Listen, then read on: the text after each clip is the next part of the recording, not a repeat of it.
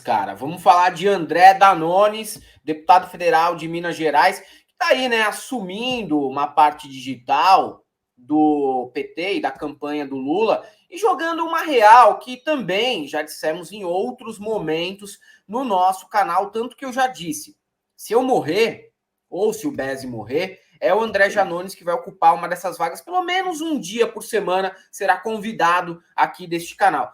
Mas por quê? Porque ele tem ali uma experiência do Brasil Profundo Digital, sim, que também nós tentamos trazer em outros vídeos que vocês já viram aqui, em lives que já foram mostradas no nosso canal, que é o seguinte: cara, é muito bonito, eu acho muito importante a carta pela democracia ontem. É melhor ter do que não ter, óbvio, óbvio. É um recado da elite financeira e da elite intelectual para o Bolsonaro que representa o seguinte: nós não estamos com você num eventual golpe. Aceite o resultado da urna, independente de qual for. Mas, por outro lado, o que o Janones diz é que não adianta também só dialogar com aquela esquerda que ouve Chico Caetano, frequenta os bares hipster, né? Vai no show. Sabe o que me lembrou, Helder? Oi. Desculpa te abrir um parênteses. Claro. Fica à vontade. Aqui, o movimento Ele Não no Largo da Batata. Muito, muito. Eu fui. Achei super emocionante, fiquei emocionado, muitas mulheres, mas falando para convertido, né? Total. Falando para convertido, total, assim, né? E achei importantíssimo o que aconteceu ontem. Eu acho importantíssimo, porque está na mídia até hoje, né? Não é a quantidade de gente, mas reuniu ali movimentos sociais, CUT, MST, negros, LGBTs, pessoas mais pobres, legal, tal. Mas o que ele diz aqui, a gente vai ler nesses posts, é muito importante. É aquilo que o Mano Brown falou quando já estava tudo perdido em 2018, num comício do Haddad, que todo mundo falou, quer jogar água no chope, tal, né? Pô, tá sendo pessimista. Não, tá sendo realista. Tá sendo realista, né? A gente tá vendo em 2 dias, 3 dias de auxílio emergencial, a diferença diminuir nas pesquisas de estados, sabe? Que saíram essa semana. Em Minas, era 18 pontos, tá em 9 pontos a diferença em favor do Lula. Então, ou a gente fica de olho, ou a gente vai perder essa eleição para nós mesmos, sabe? De não fazer esse trabalho, que eu acho importantíssimo o André Janones ter chegado a 2 meses da eleição. Porque dá tempo ainda, hein? Dá tempo ainda. Primeiro turno eu não acredito mais. Mas a gente precisa ganhar essa eleição, senão acabou o país. Acabou.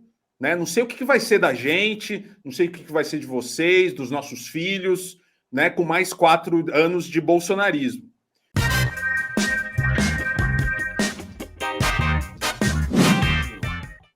Vamos lá. Então ele diz o seguinte: enquanto a esquerda não trocar renda mínima por dinheiro para o povo, carta em defesa da democracia. Aliás, qual é o conceito de democracia para quem está fudido, né? Não tem essa, é verdade. Ao invés de carta em defesa do povo e nossas diretrizes de programa por nossas propostas para os brasileiros, o bolsonarismo continuará nadando de braçadas. Não há nenhum problema em se viver em uma bolha. Todos nós vivemos até certa medida em alguma. O problema acontece quando não percebemos isso e tomamos a nossa realidade paralela, no caso, a nossa bolha, como a realidade factual. Que eu vivi isso em 2018 achando que o Ciro Gomes estava no segundo turno, tá?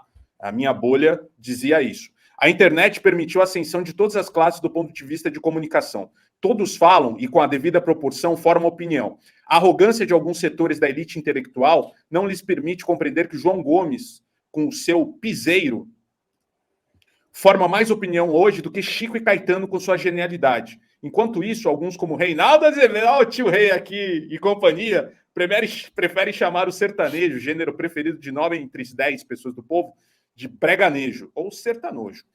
Essas eleições serão decididas nas cidades interioranas, cidades de 2, 3, 20 mil habitantes, totalmente fora do radar da esquerda, mas onde o bolsonarismo tem livre acesso. Por lá, o Face, o WhatsApp, por exemplo, não é uma rede, mas sim um jornal.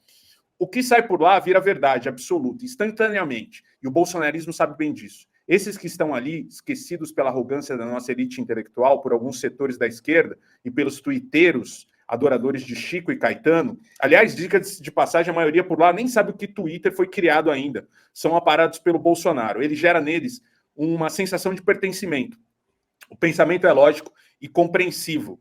É preferível alguém que faz piada comigo e fala besteira o tempo todo do que alguém que nem sabe que eu existo. Como cantou Cazuza, eu vejo um futuro repetir o passado, eu vejo um museu de grandes novidades. Ou a gente sai das Fiesps da vida, da USP, do Twitter, e tomemos os grupos de WhatsApp, das comunidades, as feiras populares, o interior do país, ou já era. Chega de esperar que o povo venha até nós. É hora de irmos ao povo. Então, cara, olha só. Muitos dos trechos aí, nós já dissemos aqui também, né? Querendo chamar também responsabilidade para nós dois. A gente é melhor, a gente é mais foda. Não, a gente já falou aqui várias vezes. Eu já falei e fui apedrejado que o Bolsonaro hackeia muito melhor que o Lula o povão brasileiro. O Lula sabe. Lógico, não tô falando que ele não sabe. O Bolsonaro hackear o povão brasileiro não quer dizer que o Lula não saiba. Da mesma maneira que quando nós vamos lá e criticamos, sei lá, o Daciolo, não quer dizer que a gente goste do pastor Sargento Isidório. A gente é adulto, sabe? Dá para elevar o debate sem ter que ficar explicando as coisas a todo momento. O Lula sabe, mas o Bolsonaro hackeia todos os preconceitos e o senso comum do povo brasileiro. Isso daí não tem jeito, cara. Traz uma sensação de pertencimento, traz uma sensação de intimidade, de originalidade do candidato. E é um candidato que conseguiu adentrar esses ambientes em que o cidadão gosta do piseiro, gosta do sertanejo, vive ali de um bico aqui, outro lá, vende as suas coisas no Facebook, faz negócio de tudo quanto é espécie.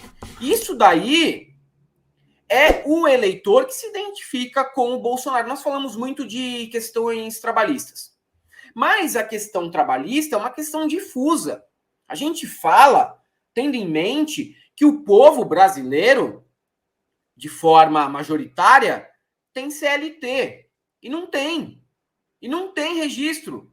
Não tem, a maioria não tem. A maioria se vira de outras maneiras. Você tem desde o cara que é MEI, o cara que é CNPJ de pequeno negócio, passando também pela pessoa que não tem registro, vínculo nenhum, e que tá aí, né, no mundo, cada hora se virando de uma maneira. E a gente fica nesses papos, às vezes, um pouco arcaicos, sem entender o Brasil de 2022. Tem muita gente talentosíssima lá, né, no Instituto Perseu Abramo, dentro do PT, que tá fazendo todo tipo de pesquisa relacionada a isso, eu sei. Mas, por outro lado, o programa e aquilo que o Lula leva, muitas vezes, ao palanque, é um papo apenas para convertido. Olha só, porque eu trabalho, sindicato, não sei o quê. Isso é uma realidade de poucos, tá? Uma realidade de poucos. E o Bolsonaro hackeia melhor, que é o seguinte também.